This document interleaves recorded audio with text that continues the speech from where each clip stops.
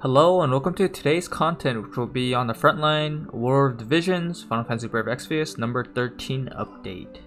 And without further ado, let's begin because there's going to be a good amount of things to talk about. To start off for the update, we're going to be getting the Soul Stars and Vision Stars. And what this is basically while you're doing your summons on certain banners and such, you'll be able to get a Soul Star and a Vision Star, which can be used for more unit and vision shards accordingly. Basically, the too long didn't read version of this is that while you're summoning for the unit you want, you have a good, you have a better rate of getting the shards for them while you're pulling at the same time. This just helps more in this beginning stages, because if you're a veteran player or you've played the game for a long time, you definitely have some soul medals and such, so you could just get mind spheres quite easily. However, a lot of people are going to be kind of struggling getting shards in general to even get to the EXable state. So having soul stars and vision stars are going to just help in general get those shards much more easily. So it's going to be a very nice add-on. Moving on, we do have a little bit of AI changes and some little bit of ability name changes that don't really change anything, but it's just for clarity reasons. So for example, the display change for the casting time reduced is now going to be turned into ability activation time reduced, attack ability activation time reduced, and non-attack ability activation time reduced. The reason for this is that because cast time technically works the exact same way for jumps, magic, and other things, they just wanted to kind of clarify the naming situation for it, and they basically changed it for that. Outside of that, we do have AI behavior changes, especially on auto, so that quicken and haste are not going to be used on targets inflicted with stop, and it's also improved so that the actual amount of HP that would be recovered and when you're healing and such is going to give priority to the people who would heal more technically. And this is going to help, especially in a situation where if you have full life and raise activated, it will prioritize using full life first before using the other two raise abilities. Two raise usage that it has, my bad. Moving on to UI adjustments. What we're going to have for UI adjustments is that now we can finally see how many shards we have of the unit as well as mind spheres. This is going to be extremely nice in terms of quality of life because I've been waiting so long for this. I've been running Stern just for his hard quest. It's it's mind spheres again. But how many mind spheres do I have? And I don't want to check that every day. So being able to now just see it straight up is going to be very nice to have. For future updates, we're definitely going to have the guild battle, so formations for attack and defense are going to be increased to 5 each, which is going to be very, very nice because this means you can easily switch between attack and defenses and multiple teams you have built for attack and defense, which is going to be very, very useful because right now you can only have one or just a few, and you have to use other tabs and such to filter through, and it's just not fun right now. But with this change, it would help a little bit, especially for people who like to set up different teams. The AI improvement is that it's gonna, as we said earlier, abilities that are gonna raise CT are not gonna be used on users with stop. So no quicken, no haste, and theoretically speaking, with this wording, that means if you are stopped, it shouldn't use stuff like Ildira's Limit Break as well as Keen Blade, stuff like that. Theoretically speaking, that's what they are claiming it will do. It will be doing. And here we're gonna have UI improvements. Login bonus animations will be skippable by tapping, and then they can be closed at any time by tapping close. Thank God we already have to press XXX and then another X and then don't show this anymore for today. Every time it just takes up so many clicks.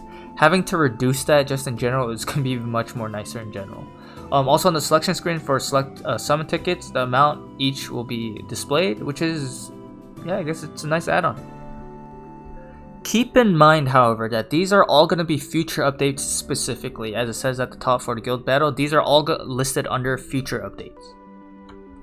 Moving on to the 2 vision cards, which are going to be Guidance from the Stars, the UR, and as Terror of the Deep, Kraken MR. So for Guidance of the Stars, just a quick show of what it's going to be. It's going to be magic attack up, critical damage up, non-attack ability, which is basically going to be cast time. I'll just say cast time because saying all 3 of those word iterations is so long. I'll just say cast time. Your cast time will be reduced so that you can get abilities out faster. The limited bestow effect is going to be spirit up, magic up, critical hit rate down. which is kind of weird. Why would you want critical hit rate down if you're going to be increasing critical damage? We'll have to see the vision card stats once it gets fully released. And our global buff, I do believe, is that we got slash attack resistance up and magic HP up.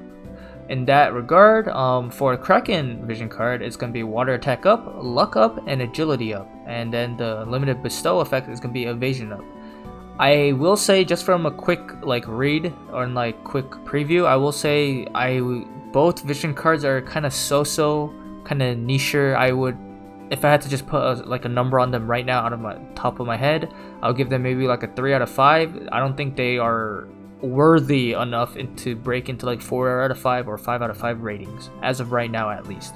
I will also say Kraken, I will say in general, is not gonna really match up to the same amount of benefits compared to the Thanks for the Votes vision card, in my opinion. But I will be doing a deep dive on the Guidance of the Stars, but the Kraken one I do believe is gonna be quote-unquote free, and what I will mean by that will be in the next slide.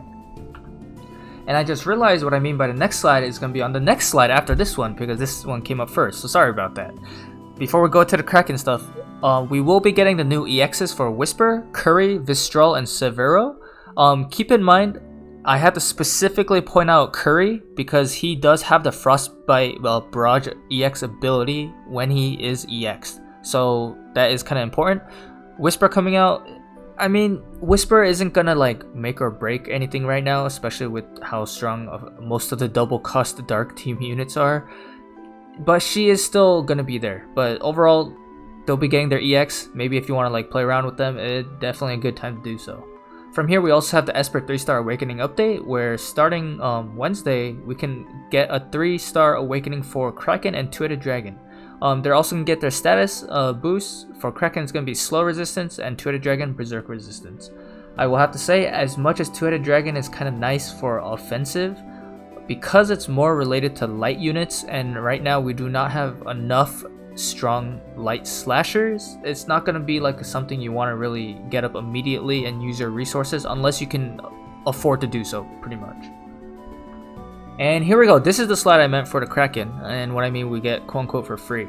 At the bottom right, I'm going to be going kind of out of order in the slides, but at the bottom right, you can get Kraken by defeating the level 5 rare raid in the rare raid for in the raid that we get this Wednesday for the Carbuncle raid. So this will be very nice. It does say you can collect all the shards needed for the vision card by completing the Nightmare difficulty quest, even without taking on any other difficulty. So we'll have to see if it really means we can literally max the vision card, or we'll get a good amount of vision card shards. I'm not quite sure how it's gonna go, but we'll see once the update happens. From here, we're also going to get the version update celebration. We're going to get a good amount of Visior. We're going to get the Guidance from the Stars vision card shard, and the other login goodies, so it's not too bad. For the guild gifts campaign, we're gonna get triple the amount of guild medals, which is gonna be very nice to have. And yeah, here we are on the last slide. So we're gonna be getting the book quest return, which I do believe not many people will be doing it too often, but if you really need to, you can farm up a little bit on the armor, accessory, and ninja blade books. We will also, I did post a video earlier already for the Carbuncle raid. We will be getting the Carbuncle raid and the Kraken rare raid, which comes with it, starting this Wednesday, July 14th. So yeah, if you're going to be raiding or you want that vision card as well, make sure you do raid. And we arrived to the end of the video. As always, if you like my War of the Visions Frontline basically recap real quick, thanks for watching, and leave a like and subscribe. And until the next video, peace out.